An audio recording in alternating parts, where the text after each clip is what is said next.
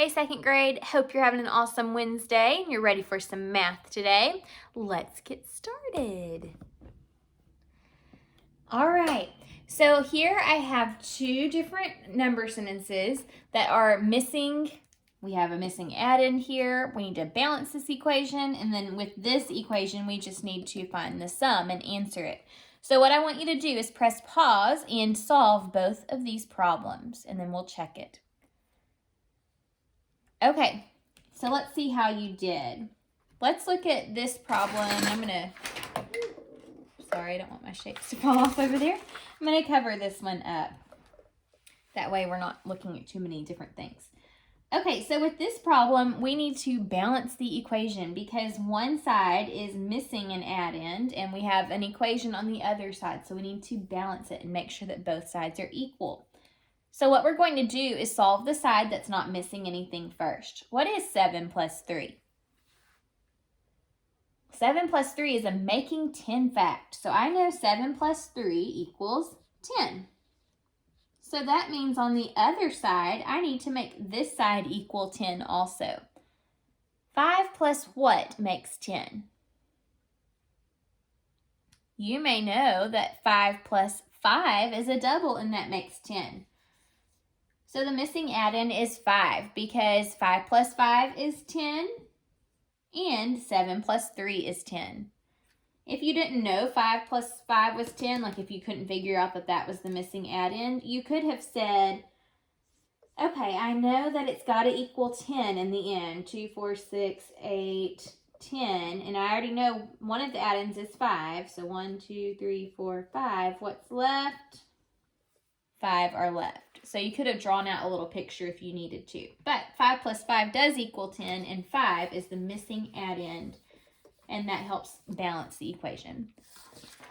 All right, the next problem that you had was 2 plus 7 plus 7. How did you solve this one?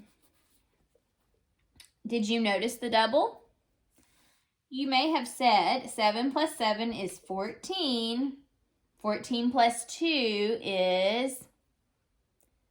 We can count up if you're not sure. 14, 15, 16. So you should have gotten 16 as your answer.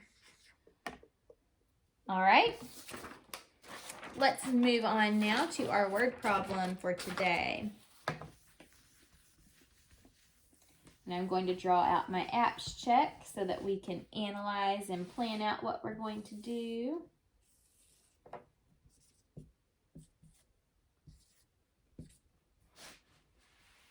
Okay, here's our problem for today. Let's read it together. There were 22 deer gathered in the field. 14 of the deer left the field. How many deer remain in the field? Okay, so let's look for the question first. There were 22 deer gathered in the field. 14 of the deer left the field. How many deer remain in the field? Do you hear the question that we have to answer? How many deer remain in the field is the question. Okay, now let's listen for important information. There were 22 deer gathered in the field. What's important in that sentence?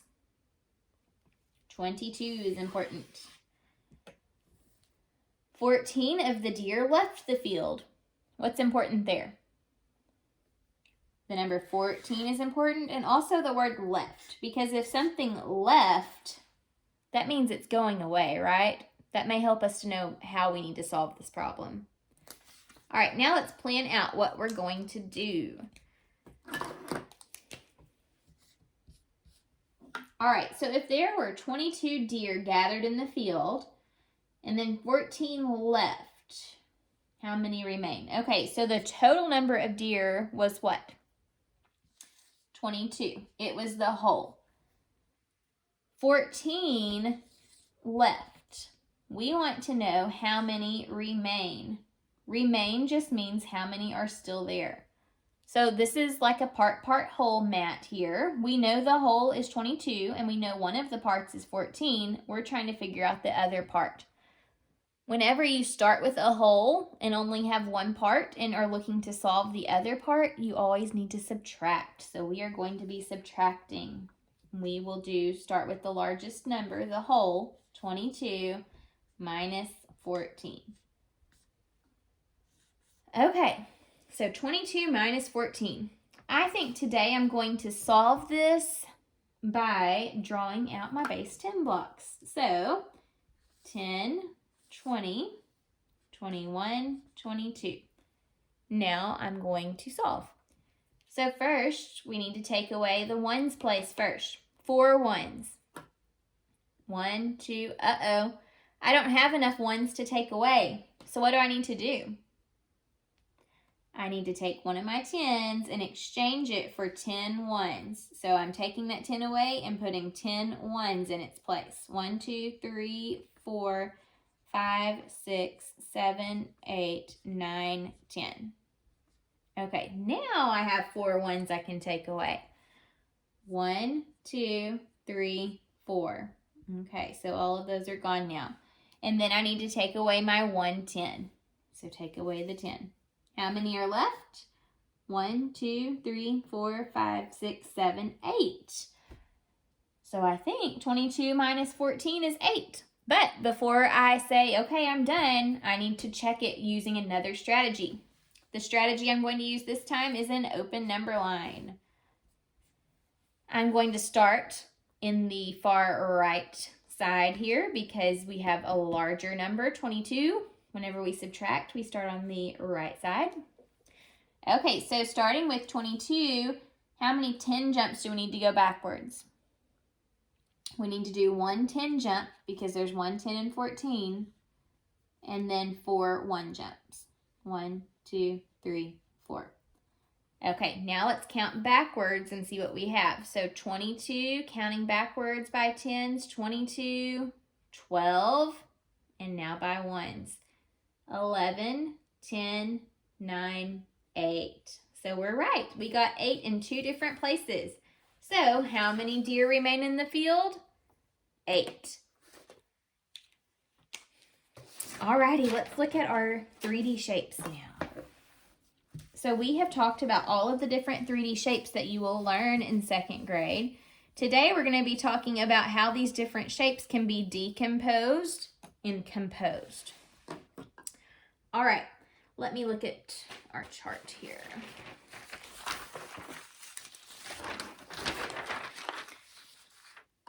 Let's just review the shapes really fast before we move on to the new stuff. So the first shape that we discussed and have talked about is the cone. Remember, this is the cone. Some important vocabulary that we have also talked about is faces. A cone doesn't have any faces. It just has a curved surface and a flat surface. Remember, faces are when you have 2 flat surfaces that meet. Then they can be called faces. But if a flat surface is just by itself without touching another flat surface, it's not called a face. So faces are flat surfaces. We've also talked about, We've also talked about edges. Edges are where 2 faces meet. So right there. We've talked about vertices, where 3 sets of edges meet. So these are vertices. When there's just one, it's called a vertex. All right, so this is the cone. Only one vertex. What is this shape? This is a cylinder. All right. This is a sphere. Then we have a triangular prism. This is a rectangular prism. This shape is a cube. Then we have, this is a triangular pyramid. Remember, its base is a triangle shape, And so this makes it a triangular pyramid. The triangular pyramid has all triangle faces. And finally, this is a square pyramid. It has a square base. Okay, so those are all of the 3D shapes that you will learn in 2nd grade. Now we're going to talk about how some of these shapes can be decomposed. So you may remember from last week that decompose just means to break apart. So I don't really have the tools, and you don't have the tools to decompose these in person, but I can kind of talk to you about how they would be decomposed if we were to take them apart. So a cube, for example. If a cube was decomposed, how many squares does it have? How many square faces? 1, 2, 3, 4, 5, 6. It has 6 square faces. So if you broke a cube apart, it would be broken into, oops, I'm not doing a very good job of drawing my squares here. It would be broken into 6 square faces. When you put these square faces together, they can form a cube. So you'd have to put 6 squares together perfectly to make a cube. What about a cylinder? What would a cylinder, where is my cylinder? What would a cylinder look like if we decomposed it? Think about it. If we took some scissors and cut this cylinder apart, what would we be left with? So a decomposed cylinder looks like this. It's got a circle, and then it would have a big rectangle, and it would have a circle, and I think the circle's here. They actually make these things that you can like cut apart and fold them up and make the actual shape. But this is kind of what it looks like if you were to cut a cylinder apart. Let me show you. So here's a rectangular piece of paper. If I was to fold this paper, look, see, it makes a cylinder. I would just need to get some circles to put on the bottoms. But this is a cylinder. It's just a long piece of rectangular paper rolled up. Or not paper necessarily, but just a rectangle rolled up makes a cylinder. And then it has those 2 circles as well. What about a cone? A cone is really similar to a cylinder in that it has 1 circle, and then the rest of the cone is just a big long rectangle. So if I was going to make a cone with my paper, let's see if I can do this. It's just folded a little bit differently. I may not be able to do it with a piece of paper.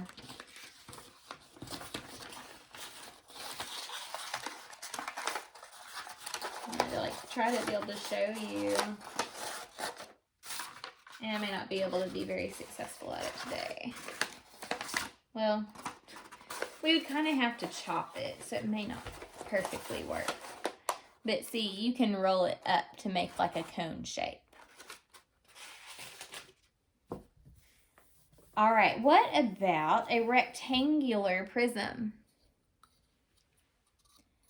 If I was to break apart a rectangular prism, I would be left with, let's see, we would have a rectangle.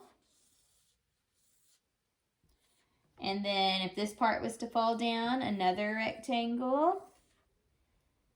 And if I unfolded this, a rectangle and a rectangle. Okay, so we would have like 4 rectangles if we were to unfold this rectangular prism. And then we would have 2 squares.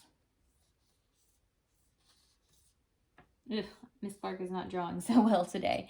But it has those 2 squares and then the 4 rectangles. And if we put it back together and folded it up, whoops, like folded, and then folded and put in, it would make a rectangular prism.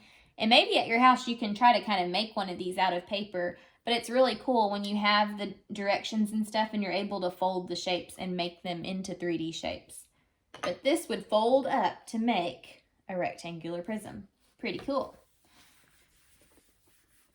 So a cube would just be 6 squares. We talked about that one. A sphere, I couldn't really tell you what it would look like if you broke a sphere apart because it's this perfectly curved surface. If we were to decompose a triangular pyramid, look at what shapes a why am I calling it a triangular pyramid? Sorry, friends, a square pyramid. It's got a square bottom. Silly me. What shapes does it have? It's got 1 square. And then how many triangles? 1, 2, 3, 4. So if we broke it apart, it would be a square and 4 triangles. And then we could put those shapes back together and build a square pyramid. All right, let's see, what shape have we not looked at yet? The triangular pyramid. The triangular pyramid has what shapes?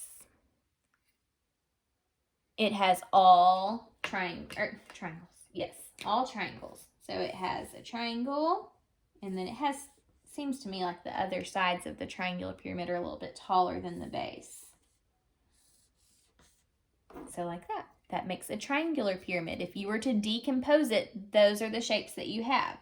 If you put them back together, you would have the 3D shape, the triangular pyramid. Okay, and I think that brings us to our triangular prism. We haven't looked at that one yet. A triangular prism is made up of what shapes? Take a look. A triangular prism is made up of 2 triangles, and then how many rectangles? 3 rectangles.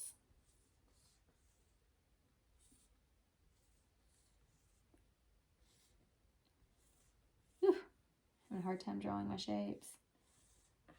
Okay, so if you take apart this triangular prism, you would be left with 3 rectangles, see, and 2 triangles. If we were to put them back together and compose this shape, we would have a triangular prism. So decomposing shapes just happens when you take the shapes apart. And today we took apart 3D shapes by looking at what new shapes we would have by taking them apart and what shapes they were made up of. Now let's look at how we can compose a shape, and we're really probably only be able to compose 1 or 2. We need our unit cubes for this. Okay. I've got some more if we need them. So if I stack my unit cubes together, I'm going to try to make a cube. So I need 3. I'm going to do 3 across and 3 down.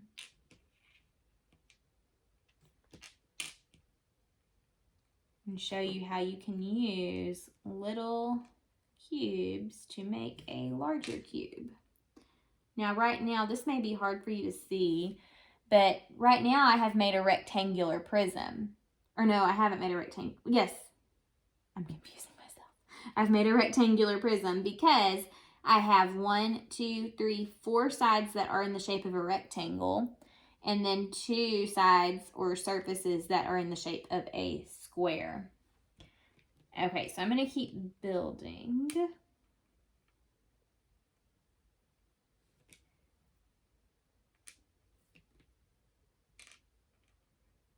May not have enough to do what I want to do here.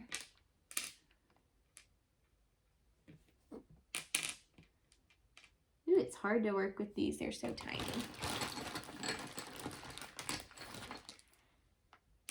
Okay. So I still have a rectangular prism because all of these sides are rectangles except for the two square surfaces on the top and the bottom. All right. Once I add this layer, I believe I should have a cube.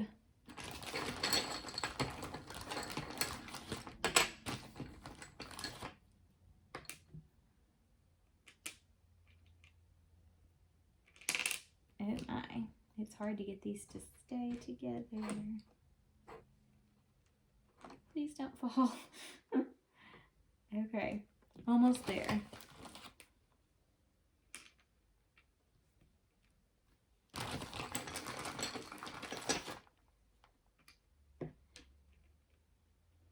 Okay, I don't know that you guys can see very well. I'll try to hold it up. I hope it doesn't fall over. But I've made a cube now. I used these smaller cubes and put them together and was able to compose a larger cube. It's a cube because all of the different sides are all perfect squares now. Each side is made up of 9 little cubes, and so that makes a perfect square. Let me try to hold it up for you. I hope it doesn't fall. And maybe you can see it's a cube. So I was able to compose a cube out of smaller cubes. See, it's a cube. I don't know if I'm gonna be able to do it again because they're very hard to stack. But you can compose different shapes using other shapes. All right, I could compose also different things using like a cube and a triangular prism. I could make what looks like a house. See, so different shapes around you or different items around you are made up of different shapes. Maybe you can look at your own house and see, does it look like a cube with a triangular prism on top? I think my house kind of looks more like a rectangular prism with a triangular prism on top, like this. You'll have to see what you think yours looks like. Or maybe it's multiple things. Maybe it's a triangular prism, a cube, and a rectangular prism. So I don't know. Take a look around you and see if you notice different 3D shapes at your house or around town, wherever you're at. See if you can see some 3D shapes. Tomorrow we're going to have a little scavenger hunt around your house. So be on the lookout for 3D shapes. See you then. Bye.